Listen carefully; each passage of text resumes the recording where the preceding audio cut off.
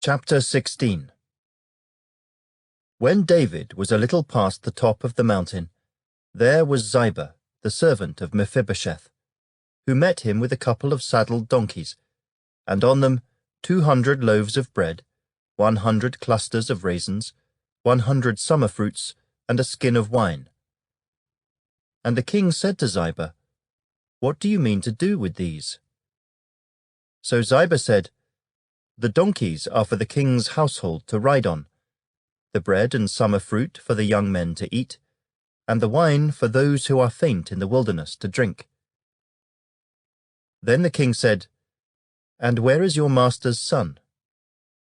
And Ziba said to the king, "Indeed, he is staying in Jerusalem, for he said, 'Today the house of Israel will restore the kingdom of my father to me.'" So the king said to Ziba, "Here, all that belongs to Mephibosheth is yours."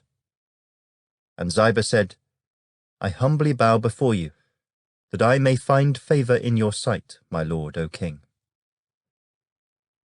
Now when King David came to Bahurim, there was a man from the family of the house of Saul, whose name was Shimei, the son of Gera, coming from there. He came out, cursing continuously as he came. And he threw stones at David and at all the servants of King David. And all the people and all the mighty men were on his right hand and on his left. Also Shimei said thus when he cursed, come out, you bloodthirsty man, you rogue. The Lord has brought upon you all the blood of the house of Saul, in whose place you have reigned. And the Lord has delivered the kingdom into the hand of Absalom your son. So now you are caught in your own evil, because you are a bloodthirsty man." Then Abishai the son of Zeruiah said to the king, "Why should this dead dog curse my lord the king? Please, let me go over and take off his head." But the king said, "What have I to do with you, you sons of Zeruiah? So let him curse, because the Lord has said to him, 'Curse David.' Who then shall say, 'Why have you done so?'" And David said to Abishai and all his servants, "See how my son who came from my own body seeks my life. How much more now may this Benjamite?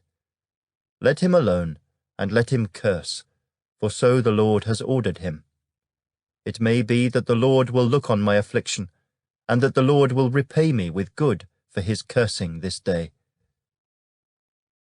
And as David and his men went along the road, Shimei went along the hillside opposite him, and cursed as he went, threw stones at him and kicked up dust.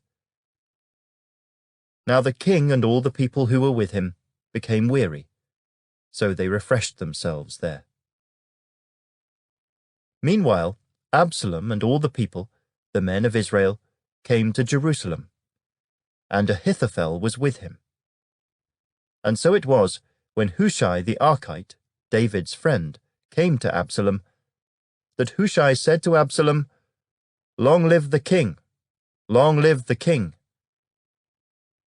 So Absalom said to Hushai, "Is this your loyalty to your friend? Why did you not go with your friend?"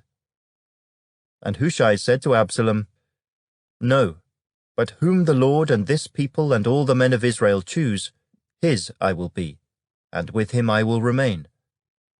Furthermore, whom should I serve? Should I not serve in the presence of his son? As I have served in your father's presence, so will I be in your presence." Then Absalom said to Ahithophel, "Give advice as to what we should do."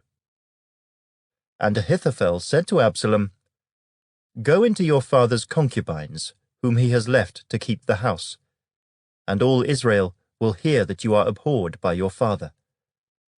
Then the hands of all who are with you will be strong." So they pitched a tent for Absalom on the top of the house, and Absalom went in to his father's concubines in the sight of all Israel. Now the advice of Ahithophel, which he gave in those days, was as if one had inquired at the oracle of God. So was all the advice of Ahithophel, both with David and with Absalom.